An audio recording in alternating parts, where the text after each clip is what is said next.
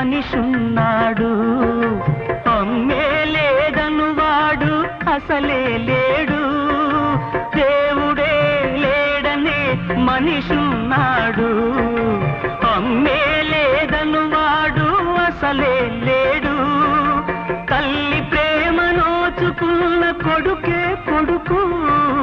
తల్లి ప్రేమ నోచుకున్న కొడుకే కొడుకు.